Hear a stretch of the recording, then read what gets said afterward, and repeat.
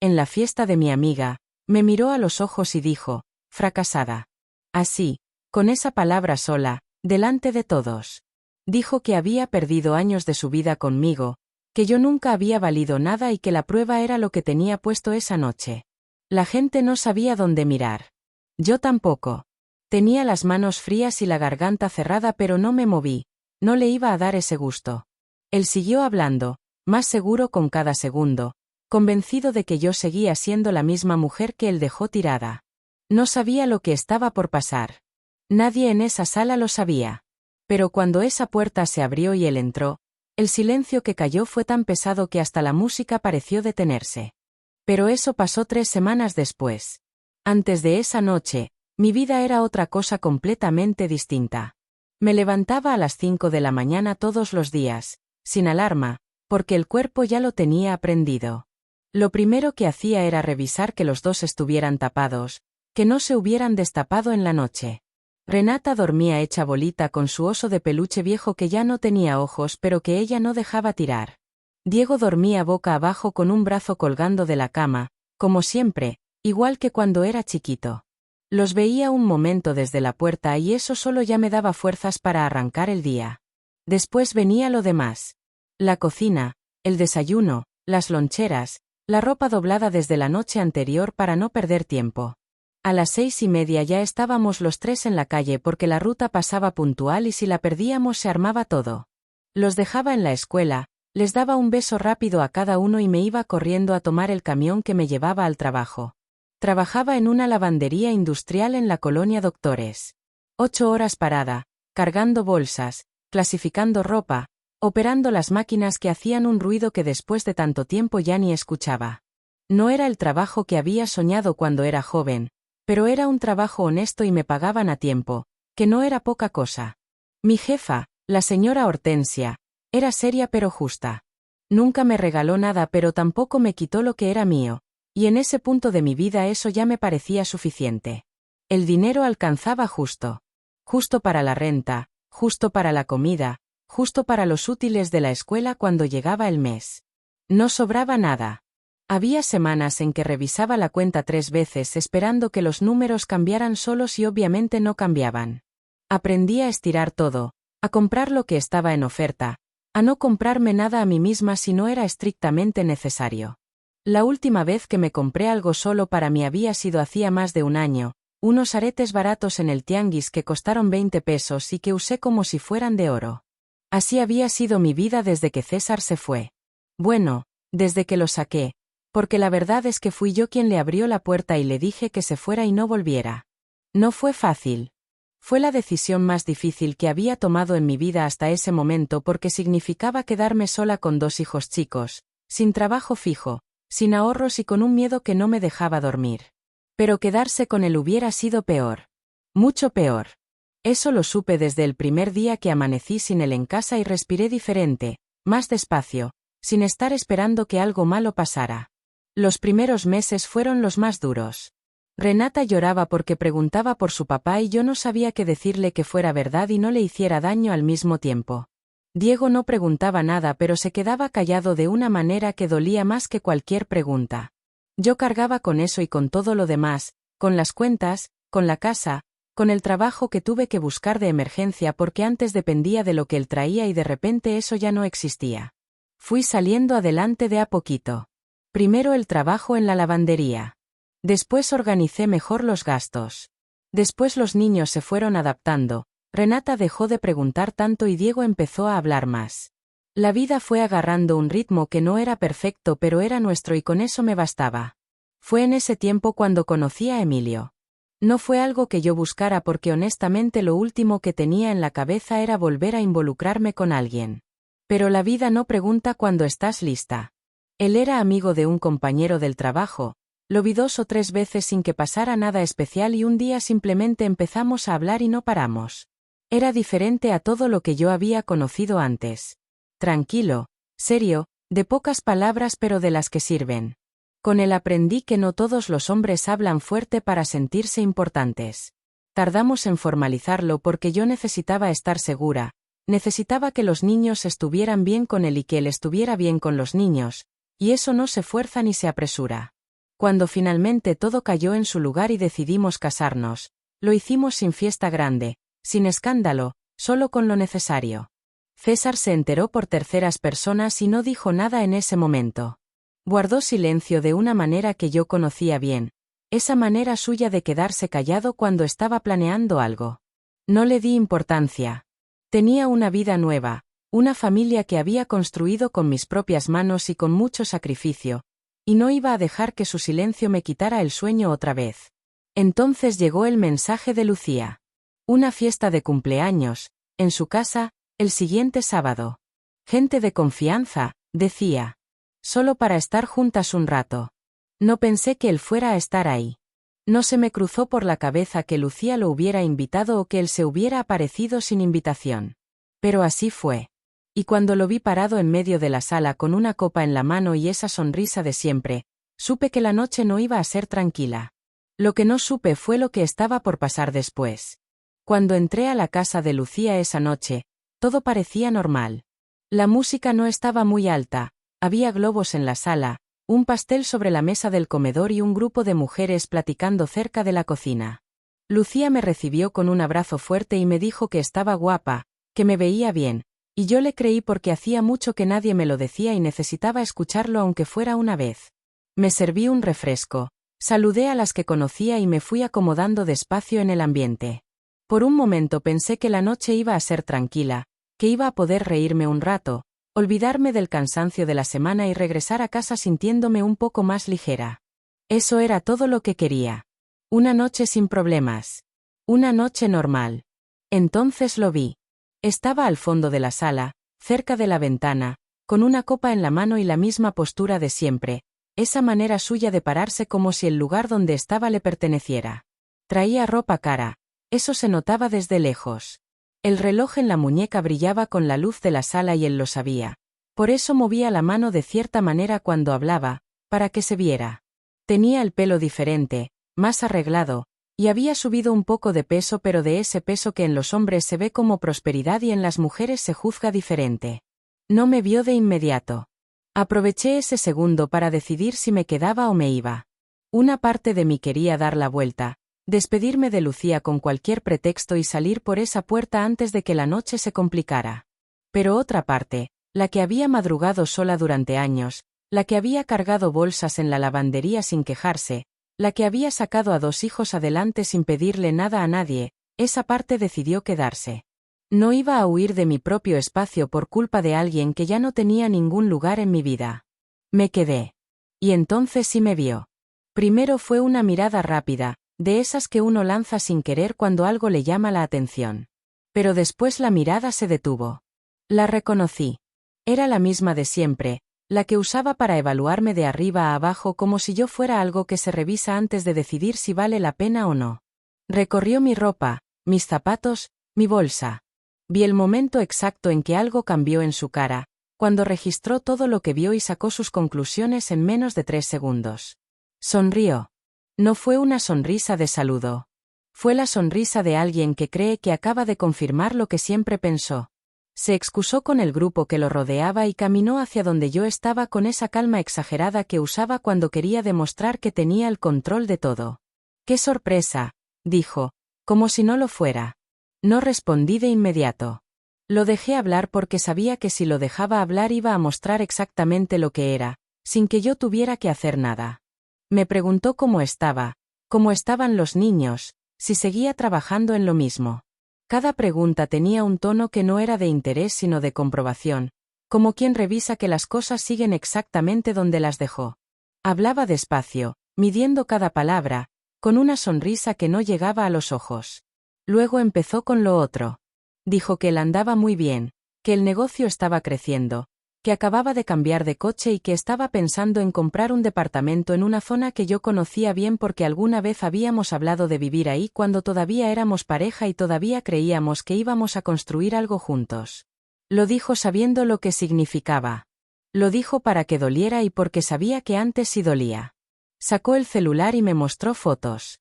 El coche, el departamento en planos, una cena en un restaurante que reconocí porque era de los caros, de los que tienen lista de espera. Hablaba y hablaba mientras yo sostenía mi vaso de refresco y asentía sin decir mucho, sin darle lo que buscaba, que era verme incómoda, verme pequeña, verme arrepentida de algo. A su lado apareció una mujer. Joven, bien arreglada, con una sonrisa amplia que no sabía todavía en qué tipo de hombre había caído. Él la presentó con un orgullo que tenía más de exhibición que de cariño. Ella me saludó sin saber quién era yo y yo la saludé sin decirle lo que sabía. El grupo que lo rodeaba creció. Había 2 o 3 personas más escuchando la conversación, gente que yo no conocía bien pero que claramente lo conocía a él y que asentía con todo lo que decía como si sus palabras fueran hechos comprobados. Sentí que el espacio a mi alrededor se achicaba, que la conversación me estaba arrinconando sin que yo hubiera dicho nada todavía. Y entonces comenzó a menospreciarme. Fue gradual, como siempre había sido. Primero un comentario sobre mi ropa, disfrazado de observación. Luego una pregunta sobre mi trabajo con un tono que convertía la respuesta en cualquier cosa que diera en motivo de lástima. Después una comparación, sutil pero clara, entre lo que él había logrado y lo que yo seguía siendo según él, que era básicamente lo mismo de siempre, alguien que no había llegado a ningún lado y que probablemente nunca llegaría. La gente escuchaba. Nadie lo frenó. Y yo seguía ahí parada, sosteniendo ese vaso, sintiendo cómo la humillación se iba acumulando capa por capa mientras él hablaba con la comodidad de quien nunca ha tenido que rendir cuentas por nada. Pero esta vez algo era diferente. Esta vez yo tenía algo que él no sabía. Y eso cambiaba todo. Lo que vino después no lo esperaba nadie, ni yo misma, aunque debía haberlo visto venir porque siempre fue así, siempre necesitó un público para sentirse completo. Empezó con el trabajo. Le preguntó a alguien del grupo, en voz alta, si sabían cuánto ganaba una trabajadora de lavandería al mes.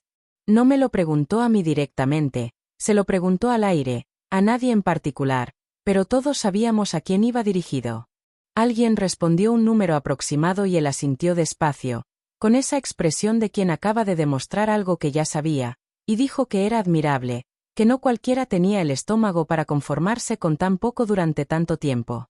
La palabra conformarse me pegó diferente. No porque fuera nueva, sino porque la dijo con una suavidad que era peor que si la hubiera gritado. Así funcionaba. No necesitaba levantar la voz para humillar porque sabía exactamente qué palabras usar y en qué tono pronunciarlas para que entraran sin que uno pudiera defenderse a tiempo. Siguió. Dijo que siempre había sabido que yo no tenía ambición, que desde que éramos pareja le quedó claro que yo era de las personas que se quedan donde están porque les da miedo intentar algo más. Que no era un defecto grave, que había gente así y que cada quien era como era, pero que para él personalmente eso había sido muy difícil de cargar porque él siempre había querido más de la vida y yo nunca había podido acompañarlo en eso. Lo dijo frente a 6 personas. Lo dijo con calma, casi con tristeza fingida, como si le doliera recordarlo.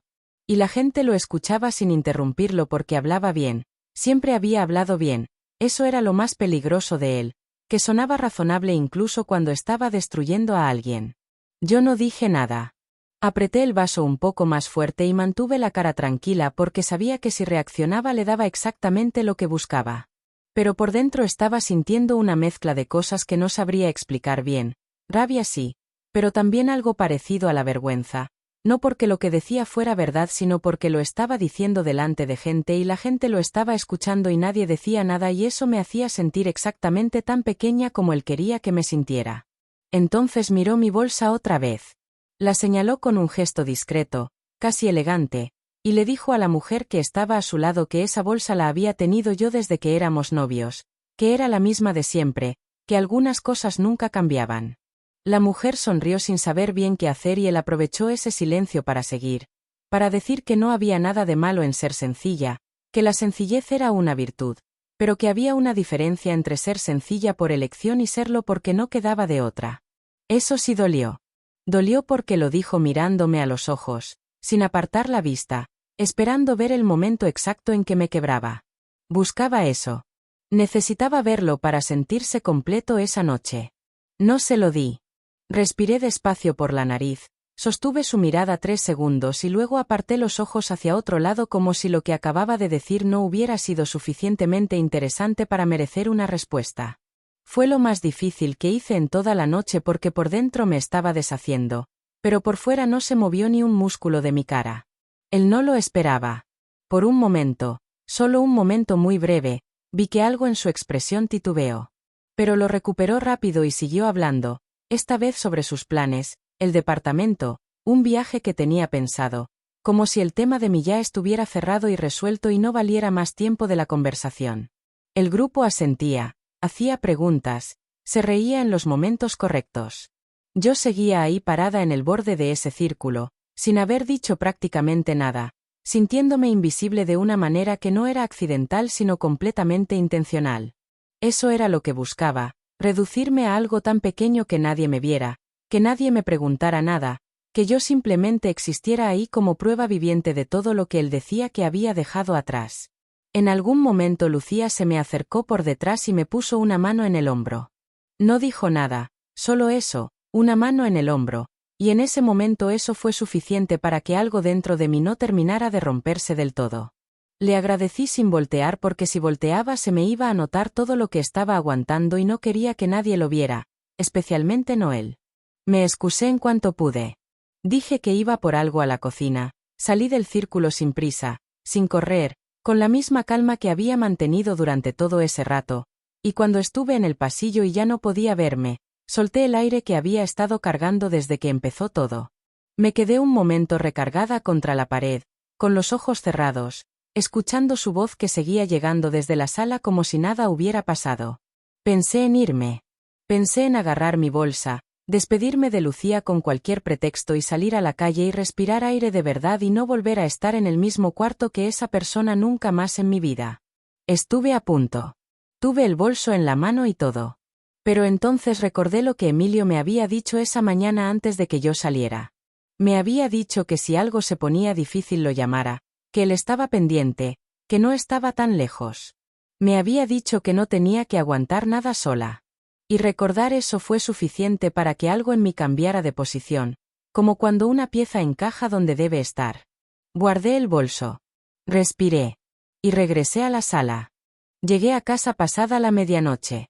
Los niños ya dormían, la casa estaba en silencio y las luces apagadas excepto la del pasillo que yo siempre dejaba prendida para no entrar a oscuras.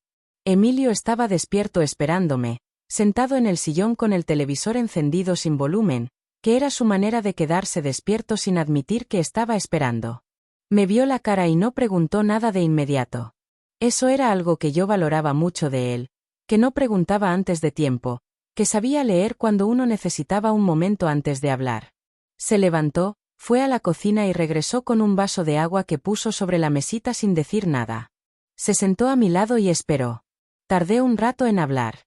Estuve sentada ahí con el bolso todavía en la mano, mirando un punto fijo en la pared, ordenando todo lo que había pasado en la fiesta para poder contarlo sin que la voz se me quebrara. Porque si empezaba a contarlo antes de ordenarlo me iba a quebrar y no quería hacerlo, no esa noche, no después de haber aguantado tanto sin soltarme. Le conté. Le conté todo, el comentario del trabajo, la bolsa, la comparación, la mujer a su lado, el grupo que escuchaba sin decir nada, la mano de Lucía en mi hombro que había sido lo único que me había sostenido en algún momento de la noche. Lo conté despacio, con calma, como si estuviera hablando de algo que le había pasado a otra persona, porque esa distancia era la única manera que encontré de no derrumbarme mientras lo decía. Emilio escuchó todo sin interrumpirme. Cuando terminé se quedó un momento en silencio, no el silencio incómodo de quien no sabe qué decir sino el silencio de quien está pensando bien lo que va a decir antes de decirlo. Luego puso su mano sobre la mía y dijo que lo que había hecho esa noche, quedarse, no correr, no reaccionar, había sido lo más valiente que podía hacer alguien en esa situación. No dijo que todo iba a estar bien porque él nunca decía cosas vacías. Dijo que estaba ahí y que no me iba a dejar sola con esto. Me acosté pero no dormí. Estuve mirando el techo con los ojos abiertos escuchando la respiración pareja de Emilio a mi lado y pensando en todo lo que no había podido decir en esa sala. Pensé en las palabras exactas que había usado, en el tono, en la cara de la gente escuchando, en cómo me había sentido parada en ese borde del círculo como si no perteneciera al lugar aunque yo llevaba años conociendo a esas personas. Eso era lo que más me pesaba, no lo que él había dicho sino el silencio de los demás, que era una manera de decir algo sin decirlo. A las 3 de la mañana me levanté a tomar agua. Pasé por el cuarto de los niños y me asomé. Renata seguía con su oso, Diego seguía con el brazo colgando. Los miré un momento largo desde la puerta y pensé que ellos no sabían nada de lo que había pasado esa noche, que para ellos el mundo todavía era un lugar donde las cosas tenían sentido y la gente que los quería estaba ahí y eso era suficiente. Quise quedarme en esa sensación pero no pude porque la cabeza no paraba. El problema no era solo lo de esa noche. Lo de esa noche era el detonador de algo que venía cargando desde hacía tiempo y que no había querido revisar porque revisarlo significaba admitir cosas que todavía me costaba trabajo admitir. El dinero seguía siendo un problema real. Había una cuenta de la escuela de Renata que no había podido pagar completa el mes anterior y la directora le había mandado un recado que ella me entregó sin entender lo que decía pero yo sí entendí perfectamente. Diego necesitaba zapatos nuevos porque los que tenía ya le apretaban pero yo había estado posponiendo eso semana tras semana porque siempre había algo más urgente primero. La renta estaba al corriente, eso sí, eso era lo último que dejaba caer porque perder el lugar donde vivíamos era lo que más miedo me daba en la vida, más que cualquier otra cosa. Emilio ayudaba en lo que podía pero él también tenía sus propias obligaciones y yo nunca había querido que la carga de lo que era mi vida antes de conocerlo cayera completamente sobre él. Había algo en mí que no podía soltar esa necesidad de resolver mis propias cosas con mis propias manos, aunque a veces mis propias manos no alcanzaran para todo. La semana siguiente fue difícil. Me levanté a las 5 como siempre, hice todo como siempre, llevé a los niños a la escuela como siempre, pero cargando algo extra que no se veía pero que pesaba. En el trabajo estuve callada y la señora Hortensia me preguntó si me sentía bien y le dije que sí porque no sabía cómo explicar lo que me estaba pasando sin que sonara algo que no era. Por las noches, cuando todos dormían, me quedaba sentada en la cocina con una taza de té que no tomaba y pensaba en lo que él había dicho en esa fiesta. No porque lo creyera, sino porque había una parte muy pequeña de mí, una parte que yo no quería que existiera pero que existía, que se preguntaba si en algo tenía razón. Si me había quedado donde estaba porque me daba miedo moverme. Si la vida que había construido era suficiente o si suficiente era solo otra palabra para conformarse. Esos pensamientos me daban rabia porque sabía de dónde venían y no quería darles espacio pero tampoco podía ignorarlos completamente. La diferencia entre ahora y antes era que ahora los reconocía, los nombraba y después los dejaba ir, porque ya no tenía tiempo ni energía para cargar cosas que no me pertenecían. Pero el viernes por la noche, cuando ya creía que la semana se iba a cerrar sin más sobresaltos, llegó un mensaje que me heló la sangre. Era de un número que no tenía guardado pero que reconocí de inmediato. Solo decía una cosa. Decía que necesitábamos hablar de los niños. Que había cosas que yo no sabía y que era mejor que me enterara por él antes de que me enterara de otra manera. Leí el mensaje 3 veces.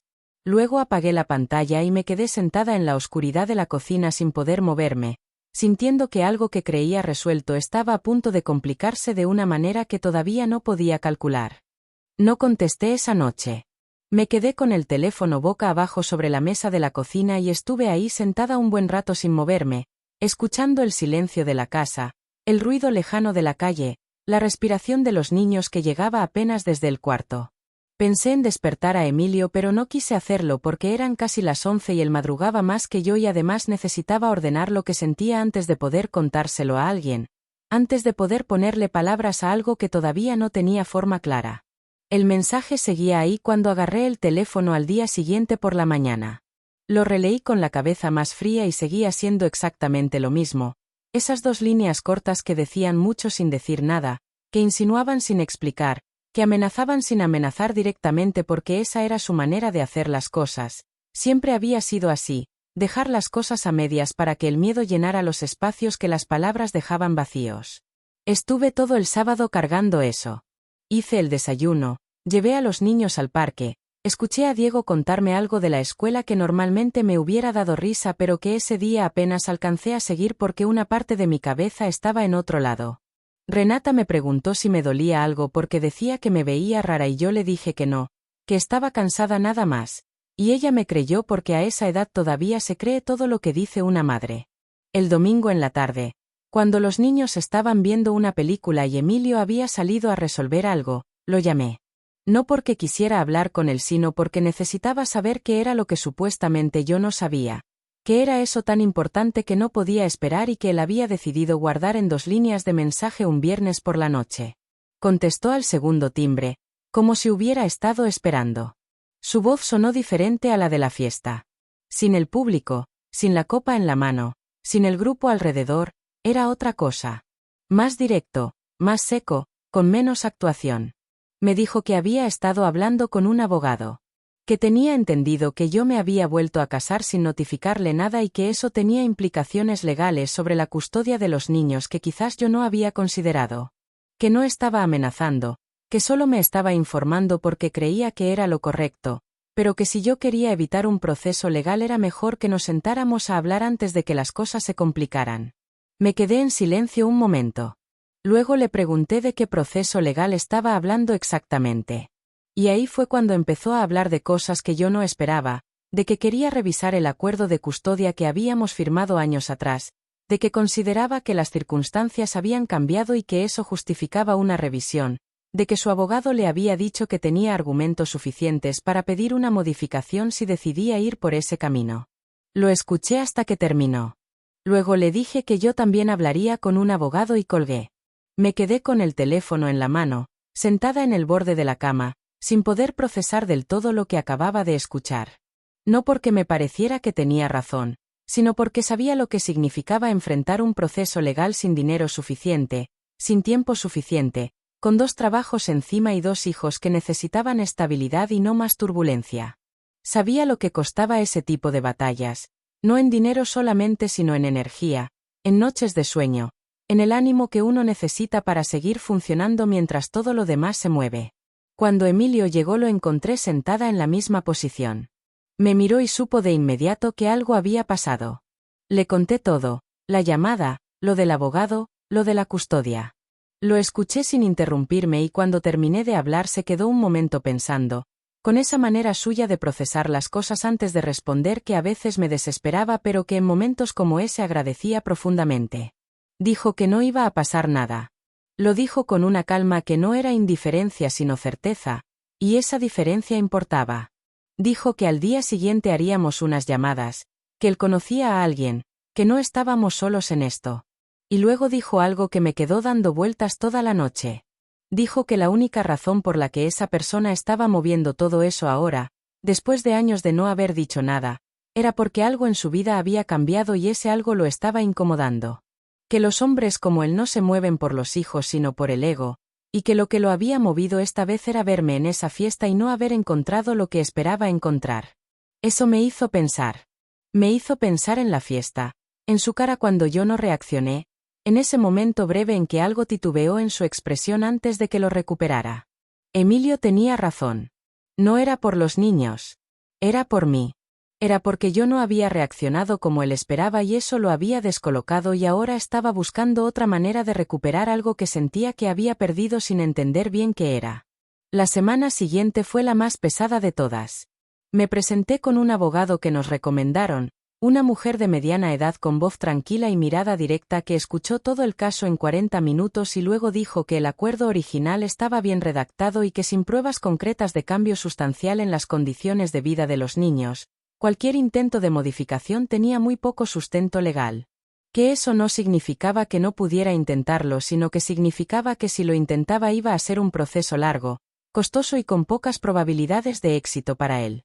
Salí de esa oficina con algo que no había sentido desde hacía días. No era alivio completo porque el problema todavía existía, todavía estaba ahí, pero era algo parecido a tener tierra firme bajo los pies después de haber estado flotando sin saber en qué dirección moverse. Esa noche, mientras los niños cenaban y Emilio ponía la mesa y la casa tenía ese ruido tibio de familia que yo había tardado tanto en construir, tomé una decisión. No iba a esperar a que él siguiera moviendo piezas mientras yo reaccionaba. Iba a dejar de estar a la defensiva. Iba a hacer algo. No sabía todavía exactamente qué. Pero sabía que esta vez no me iba a quedar quieta. Lo primero que hice fue llamar a la abogada al día siguiente por la mañana, antes de llevar a los niños a la escuela, parada en la cocina con el café todavía caliente en la mano. Le dije que quería saber exactamente qué derechos tenía, no solo en relación a la custodia sino en todo lo demás, la pensión alimenticia que nunca había llegado completa, los meses que había faltado sin explicación, los acuerdos que habíamos firmado y que él había cumplido a medias cuando le convenía y había ignorado cuando no. Le dije que quería tener todo claro porque ya no iba a seguir esperando a que él decidiera cuándo moverse para moverme yo. La abogada me escuchó con la misma calma de la primera vez y luego me dijo algo que cambió la manera en que yo estaba viendo todo. Me dijo que en términos legales yo tenía mucho más de lo que creía y que el problema no era mi situación sino que yo nunca había exigido lo que era mío porque había estado ocupada sobreviviendo y sobrevivir no deja tiempo para pelear. Tenía razón. Había pasado años resolviendo lo urgente y dejando lo importante para después, y el después se había acumulado hasta convertirse en una deuda que no era mía sino de él, pero que yo estaba cargando como si lo fuera. Ese día salí de la lavandería a mi hora exacta por primera vez en meses. Normalmente me quedaba 10 o 15 minutos extra porque siempre había algo que terminar y la señora Hortensia no pedía el tiempo pero yo lo daba de todas formas porque así era yo, siempre dando más de lo que correspondía sin que nadie me lo pidiera y sin que nadie me lo reconociera. Pero ese día no. Ese día agarré mis cosas, le dije buenas noches y me fui porque tenía cosas más importantes que hacer con ese tiempo.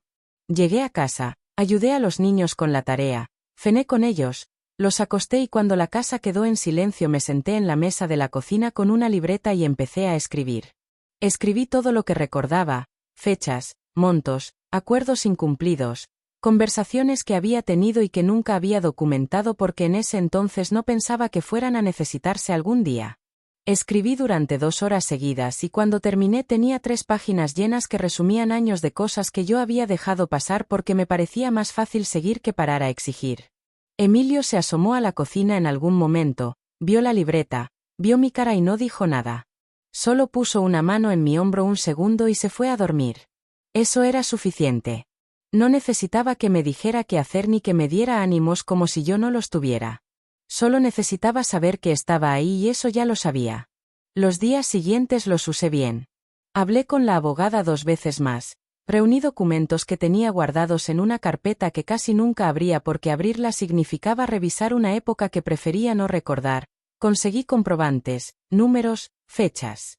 Cada cosa que juntaba era una pieza que iba construyendo algo sólido, algo que ya no dependía de lo que él dijera o dejara de decir sino de lo que estaba escrito y comprobado y que no se podía desaparecer con una llamada de teléfono ni con 2 líneas de mensaje un viernes por la noche.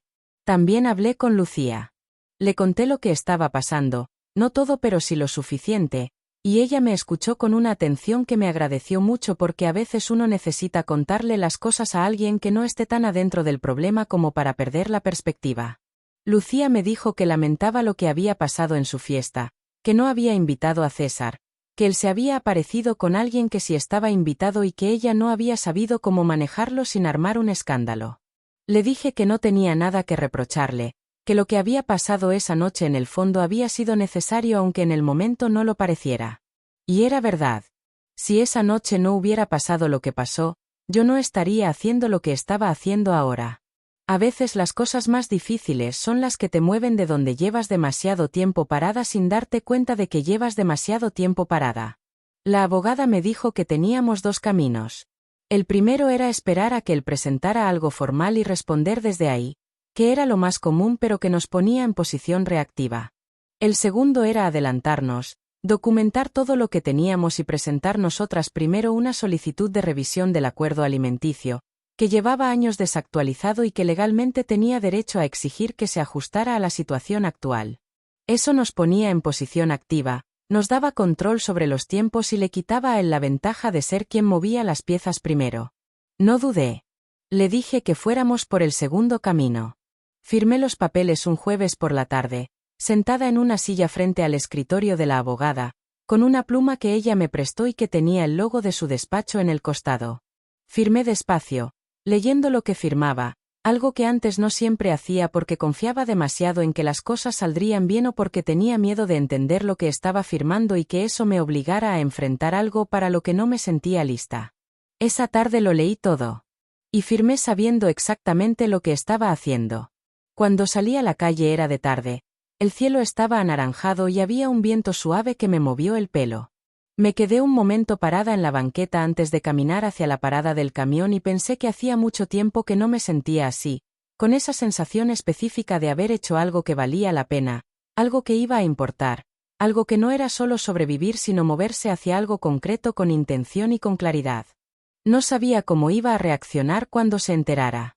Pero iba a enterarse pronto. La abogada me había dicho que en cuanto se presentara la solicitud él recibiría una notificación formal, que no había manera de que no se enterara y que era mejor que yo estuviera preparada porque los hombres como él no reciben bien ese tipo de noticias cuando no son ellos quienes las inician. Esa noche, mientras cenaba con mi familia y escuchaba a Diego contar algo de un partido que había visto y a Renata pelearse con él por el control de la televisión y a Emilio intentando mediar entre los dos con una paciencia que yo admiraba profundamente, pensé que todo lo que estaba en esa mesa era lo que había construido con mis manos y con mis años y con mis madrugadas y que nadie, absolutamente nadie, me lo iba a quitar.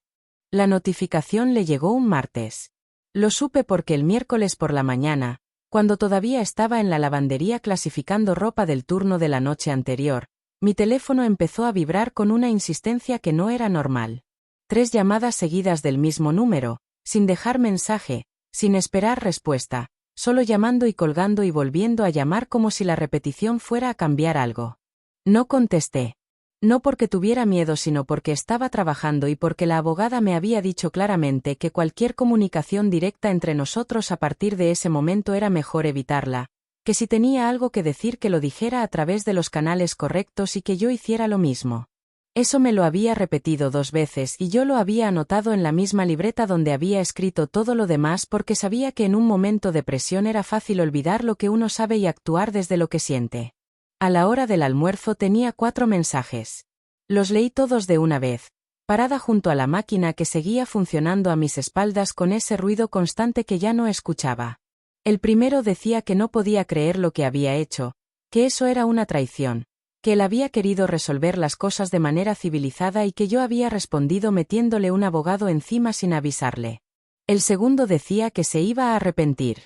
El tercero era más largo, hablaba de los niños, de que esto los iba a afectar, de que yo estaba pensando en mí y no en ellos, de que si de verdad me importaran no los metería en un proceso legal que solo iba a hacerles daño. El cuarto era una sola línea. Decía que esto apenas empezaba. Guardé el teléfono sin responder. Le mandé un mensaje a la abogada con capturas de todo y ella me respondió en menos de 10 minutos diciéndome que estaba bien, que era exactamente lo que esperaba que pasara, que no contestara nada y que siguiéramos con lo que teníamos planeado. Esa noche llegué a casa y no le conté nada a Emilio de inmediato. No porque quisiera ocultarle algo sino porque necesitaba una hora de normalidad antes de volver a meterme en eso.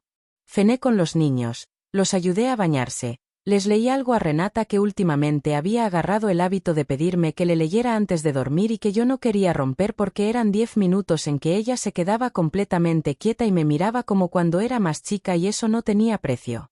Cuando los dos estuvieron dormidos fui a la sala y le conté todo a Emilio. Los mensajes, el tono, la última línea. Él los leyó sin decir nada, con esa concentración suya que a veces me ponía nerviosa porque no sabía bien lo que estaba pensando.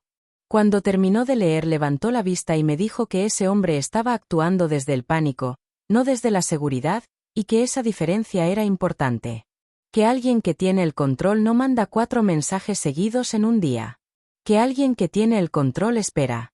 Y que lo que esos mensajes mostraban era que la notificación lo había tomado completamente desprevenido y que ahora estaba reaccionando sin pensar, que era exactamente el peor estado en que puede estar alguien que quiere parecer poderoso.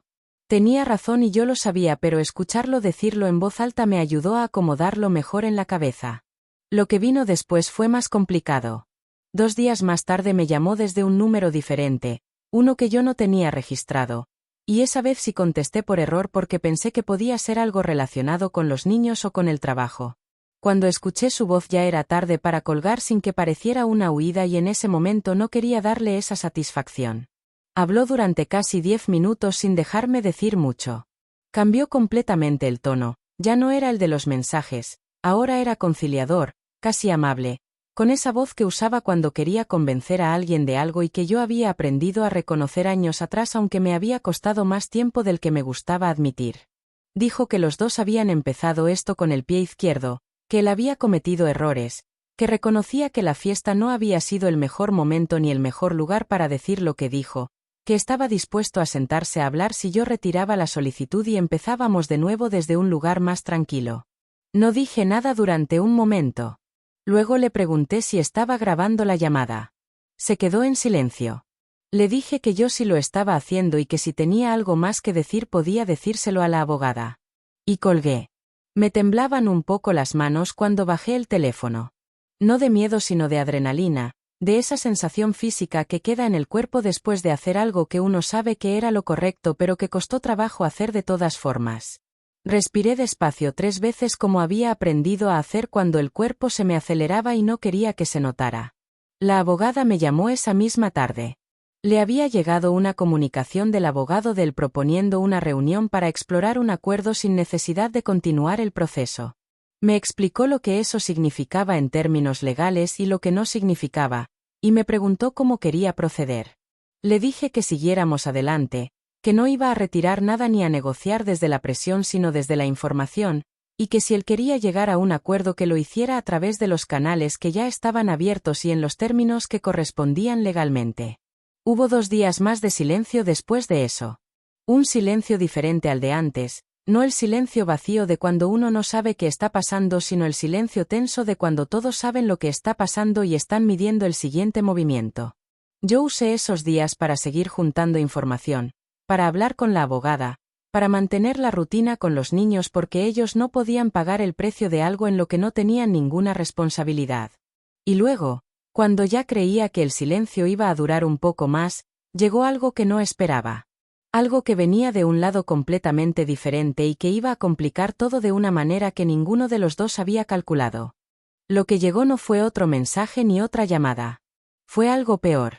Fue una conversación que me contó Lucía un domingo por la tarde cuando me llamó con una voz que yo no le había escuchado antes, una voz de quien tiene algo que decir y no sabe bien cómo empezar a decirlo.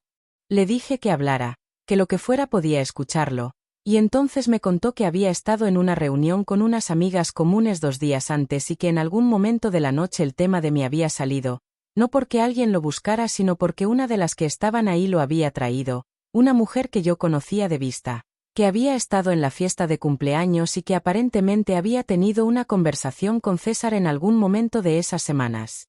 Lo que esa mujer había dicho en esa reunión no era verdad.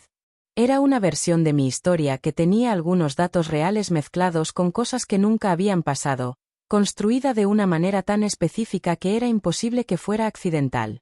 Decía que yo había dejado a mis hijos solos en varias ocasiones para salir, que Emilio tenía antecedentes que yo ignoraba o que elegía ignorar, que la situación en casa no era estable y que los niños estaban pagando las consecuencias de mis decisiones. Nada de eso tenía ningún sustento, pero estaba dicho con suficiente detalle como para que quien lo escuchara sin conocerme bien pudiera dudar. Lucía me dijo que ella lo había cortado de inmediato, que había dicho que eso no era verdad y que no iba a permitir que se siguiera hablando así en su presencia, pero que el daño de que eso hubiera circulado ya estaba hecho porque las palabras no se recogen una vez que salen y porque en círculos pequeños las versiones viajan más rápido que las correcciones. Colgué con Lucía y me quedé sentada en el sillón sin moverme durante un buen rato. Emilio estaba en el cuarto con los niños y yo podía escuchar sus voces desde ahí, el ruido de algo que estaban construyendo juntos, no sé si era un juego o una tarea. Pero ese ruido me ancló porque si no me hubiera anclado en algo concreto creo que me hubiera ido a un lugar muy oscuro muy rápido. Porque eso era diferente a los mensajes y a las llamadas. Los mensajes y las llamadas eran entre él y yo, eran privados, eran manejables. Esto era público. Esto era mi nombre circulando en conversaciones a las que yo no había sido invitada, siendo construida como alguien que no era, en boca de personas que no me conocían lo suficiente para saber la diferencia entre lo que les estaban contando y lo que era real. Lo primero que pensé fue en los niños. Siempre terminaba pensando en los niños. Si esas versiones llegaban a oídos equivocados, si alguien en la escuela escuchaba algo, si Renata o Diego llegaban a enterarse de que había personas hablando de su familia de esa manera, no sabía cómo iba a manejar eso sin que les afectara de una forma que no merecían. Al día siguiente se lo conté todo a la abogada. Ella escuchó sin interrumpirme y cuando terminé me dijo que lo que describía tenía un nombre legal, que no era solo chisme sino que si podía probarse que esa información había sido difundida deliberadamente para afectar un proceso legal en curso había implicaciones concretas. Me pidió que le pidiera a Lucía que pusiera por escrito lo que había escuchado, con fecha, lugar y nombre si los recordaba, porque ese tipo de documentación podía ser relevante dependiendo de cómo se desarrollara todo lo demás. Llamé a Lucía esa misma tarde y le expliqué lo que me había dicho la abogada. Ella no dudó ni un segundo. Me dijo que lo que había escuchado lo iba a poner por escrito con todo el detalle que recordara y que si necesitaba que hablara con quien fuera que la llamara. Eso me importó más de lo que pude decirle en ese momento porque en medio de todo lo que estaba pasando saber que había alguien dispuesta a pararse a mi lado sin que yo tuviera que pedírselo 2 veces era algo que no se consigue siempre. Pero la semana no terminó ahí. El jueves, cuando fui a recoger a los niños a la escuela, la maestra de Diego me pidió un momento antes de que me los llevara. Me dijo que Diego había estado distraído esos días, que en un par de ocasiones lo había visto solo en el recreo cuando normalmente era de los que estaba en medio de todo, y que quería saber si había algo pasando en casa que pudiera estar afectándolo. Lo dijo con cuidado, sin acusar nada, pero yo entendí perfectamente lo que estaba preguntando y sentí que el piso se movía un poco bajo mis pies.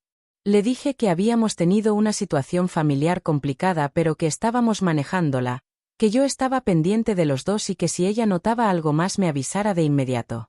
Me agradeció y me dejó ir. Agarré a Diego de la mano cuando salimos y le pregunté cómo estaba, así nada más, sin rodeos, y él me dijo que bien pero con esa manera suya de decir bien que significaba que no estaba del todo bien pero que tampoco sabía cómo explicar lo que sentía. Esa noche, después de que los dos estuvieron dormidos, Emilio y yo estuvimos hablando hasta tarde. Le conté lo de la maestra, lo de Diego, lo que me había dicho Lucía, todo junto, y por primera vez en todas esas semanas vi en su cara algo que no había visto antes. No era miedo exactamente, pero sí era algo serio, algo que me dijo que él también estaba procesando el peso de todo esto aunque nunca lo hubiera dicho de esa manera. Me dijo que había llegado el momento de parar de solo defenderse y de hacer algo que pusiera a esa persona frente a consecuencias reales. Que hasta ese momento todo lo que habíamos hecho era correcto pero reactivo, que cada movimiento había sido una respuesta a algo que él iniciaba, y que eso nos mantenía siempre un paso atrás. Que era momento de cambiar eso. Tenía razón. Y yo ya lo sabía. Solo necesitaba escucharlo en voz alta para terminar de convencerme de que el siguiente paso no podía esperar más. El enfrentamiento definitivo se estaba acercando. Y esta vez iba a ser yo quien eligiera el momento, el lugar y los términos. No él. Esa noche no dormí. Me quedé mirando el techo con los ojos abiertos mientras la casa dormía a mi alrededor y la cabeza no paraba de moverse en círculos sobre las mismas cosas, los mismos miedos, las mismas preguntas que no tenían respuesta clara todavía y que de madrugada pesan el doble que de día. Pensé en Diego. En su manera de decir bien cuando no estaba bien. En la maestra pidiéndome un momento antes de dejarme ir. En Renata que todavía no entendía del todo lo que estaba pasando pero que tenía esa sensibilidad de los niños que perciben cuando algo en el ambiente está diferente aunque nadie les diga nada. Me pregunté si estaba tomando las decisiones correctas o si en el intento de defenderme estaba jalando a mis hijos hacia una guerra que ellos no habían pedido y que iba a dejarles una marca que yo no iba a poder borrar después. Esa duda era la más difícil de cargar. No la del dinero, no la del proceso legal, no la de lo que pudiera decir la gente. La duda de si estaba haciendo lo correcto para ellos. Porque todo lo demás podía resolverse de alguna manera, pero el daño que se le hace a un niño en los años que importan no se resuelve tan fácil y yo lo sabía mejor que nadie porque yo también había sido una niña en una casa donde los adultos peleaban y el ambiente pesaba y nadie explicaba nada y una aprendía a leer el silencio porque era lo único que había disponible. No quería eso para ellos. No lo había querido nunca y era precisamente por eso que había tomado la decisión que había tomado años atrás cuando decidí que prefería quedarme sola a seguir en algo que los estaba dañando. Pero ahora me preguntaba si al pelear estaba haciendo lo mismo por otro camino. Emilio se movió a mi lado en algún momento de la madrugada y sin abrir los ojos puso una mano sobre la mía, como si supiera que yo estaba despierta aunque no le hubiera dicho nada. Eso me tranquilizó un poco. No porque resolviera algo sino porque me recordó que no estaba sola en esto aunque a las 3 de la mañana el cerebro insista en hacerle creer a uno lo contrario. Me levanté a las 5 como siempre. Hice el desayuno, desperté a los niños, los vi comer, les di sus cosas, los llevé a la escuela. Diego me abrazó un segundo más de lo normal antes de entrar y yo me quedé mirando la puerta del salón después de que desapareció adentro, parada en la banqueta con el bolso en el hombro y el ruido de los demás niños a mi alrededor, pensando que ese abrazo era todo lo que necesitaba para recordar porque no podía rendirme aunque tuviera miedo. Esa tarde llamé a la abogada y le pregunté directamente cuánto tiempo podía durar todo esto y qué tan expuestos estaban los niños durante el proceso. Me respondió con honestidad, sin endulzar nada, que los tiempos dependían de varios factores pero que con lo que teníamos era razonable esperar una resolución antes de que terminara el año, y que mientras el proceso fuera ordenado y los niños mantuvieran su rutina el impacto podía manejarse. Me dijo también que lo que había construido en todos esos años de estabilidad no se borraba con unas semanas de conflicto, que los jueces veían historias completas no momentos aislados, y que mi historia completa era sólida. Colgué con algo más de tierra bajo los pies. No certeza completa porque eso no existía todavía, pero sí suficiente claridad para saber que el miedo de esa madrugada era real pero no era una señal de que estaba equivocada. Era solo miedo. Y el miedo no iba a decidir por mí. Al día siguiente llegó la fecha que la abogada había marcado en el calendario desde el principio. El momento en que todo lo que habíamos preparado iba a ponerse frente a frente con todo lo que él creía tener. Ya no había más tiempo para dudar. El día había llegado. La reunión era a las 10 de la mañana en las oficinas del juzgado familiar, un edificio gris de la colonia Centro que yo había pasado muchas veces sin imaginar que algún día iba a entrar por esa puerta con una carpeta bajo el brazo y una abogada a mi lado. Me levanté temprano, vestí a los niños, los dejé con la vecina que me había ofrecido cuidarlos sin que yo se lo pidiera porque las mujeres que han visto de cerca lo que es cargar sola saben cuándo hay que ofrecer sin esperar que te lo pidan. Me puse ropa sencilla pero arreglada. No quería parecer lo que él había dicho que era en esa fiesta y tampoco quería parecer otra cosa que no fuera yo misma. Así que elegí lo que me hacía sentir entera y salí. La abogada me esperaba en la entrada. Me saludó con la misma calma de siempre. Revisamos juntas los documentos una última vez mientras esperábamos y me dijo que estaba preparada, que lo que teníamos era suficiente y que mi trabajo esa mañana era escuchar, no reaccionar. Dejar que el proceso hiciera lo que tenía que hacer y confiar en el trabajo que habíamos construido semana a semana desde que todo esto había empezado. Él llegó 10 minutos tarde. Entró con su abogado, un hombre de traje oscuro con cara de pocos amigos, y cuando me vio en la sala de espera algo cruzó por su cara que duró menos de un segundo pero que yo alcancé a ver porque lo conocía demasiado bien. No era seguridad.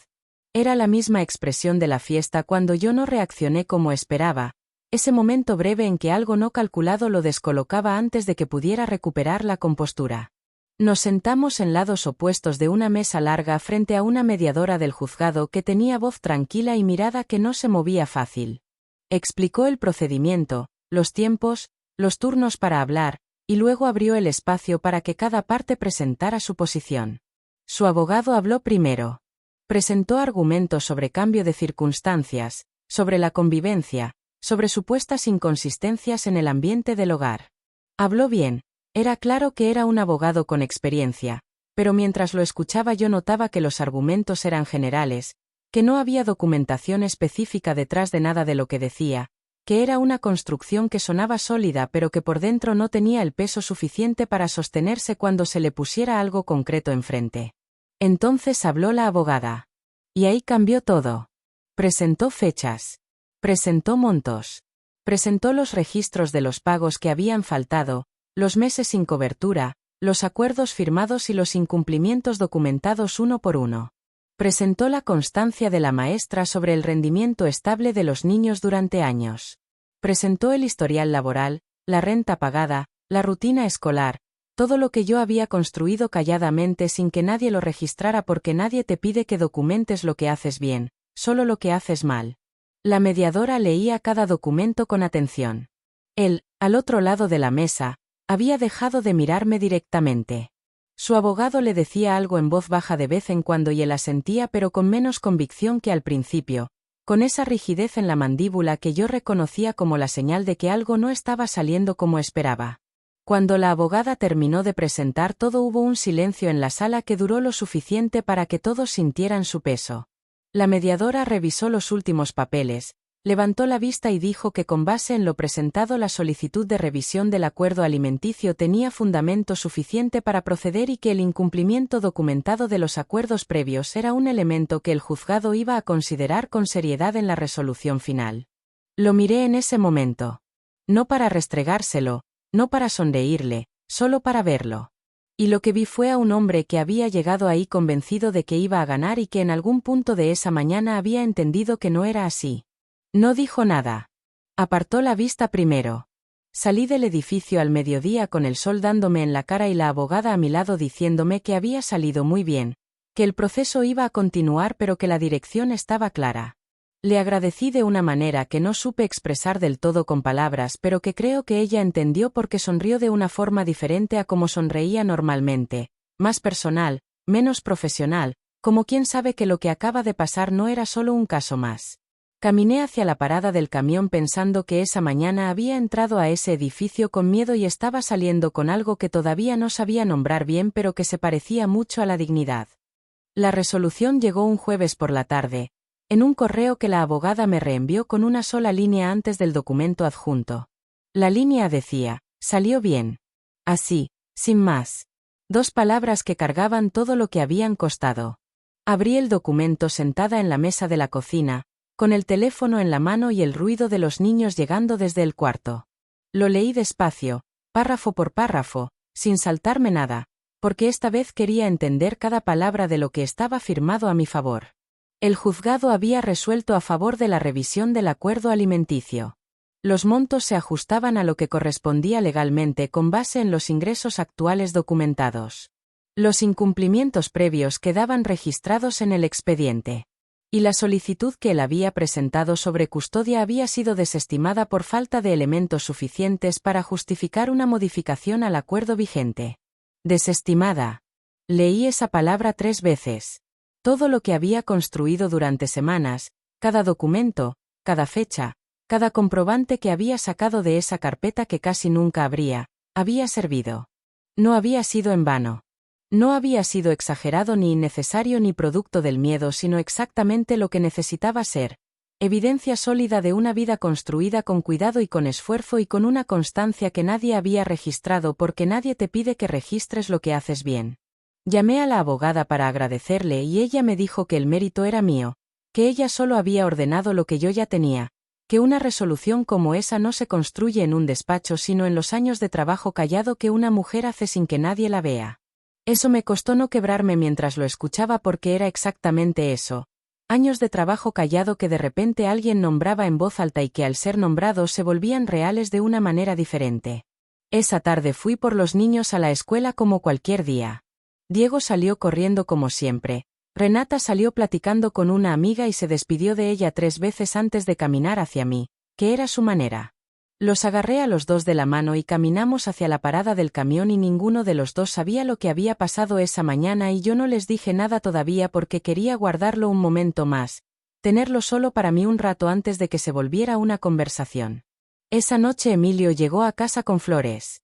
No sé cómo supo, si la abogada le había dicho algo o si simplemente lo había presentido, pero llegó con un ramo sencillo que puso sobre la mesa sin hacer ceremonia y me dijo que estaba orgulloso de mí de una manera que no sonó a frase hecha sino a algo que venía de un lugar real dentro de él. No supe qué responder así que no dije nada y él no esperó que dijera nada porque así funcionábamos, sin necesitar llenar cada silencio. César nunca llamó después de la resolución. No mandó mensajes, no buscó contacto, no intentó ningún movimiento más. El silencio que siguió fue diferente a todos los silencios anteriores porque no era el silencio de quien está planeando algo sino el silencio de quien finalmente no tiene nada más que decir. Yo lo reconocí de inmediato y lo dejé estar sin buscarle más significado del que tenía. Me enteré por terceras personas, semanas después, que la mujer que había estado con él en la fiesta ya no estaba. No sé qué pasó ni me importó saberlo.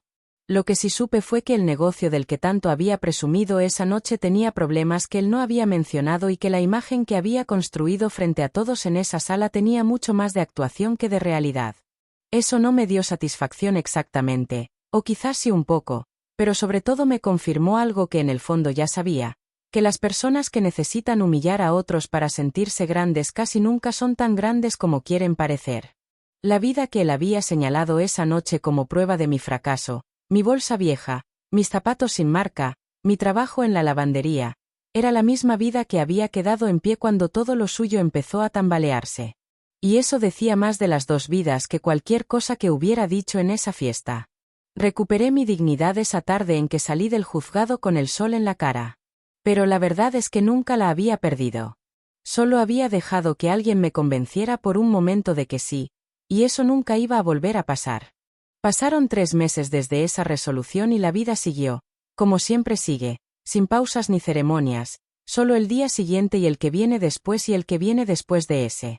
Pero algo era diferente. No en las circunstancias, que seguían siendo las mismas en muchos sentidos, sino en la manera en que yo me paraba dentro de ellas. Me seguía levantando a las 5. Seguía haciendo el desayuno, las loncheras, la ruta, la lavandería, las 8 horas parada, el camión de regreso, la tarea, la cena, los baños, las lecturas antes de dormir. La rutina no había cambiado porque la rutina nunca había sido el problema. El problema había sido cargarla creyendo que era todo lo que merecía, y eso sí había cambiado. Diego dejó de estar solo en el recreo. Su maestra me lo dijo una mañana cuando fui a dejarlo, así de pasada, con una sonrisa pequeña que valió más que un informe completo.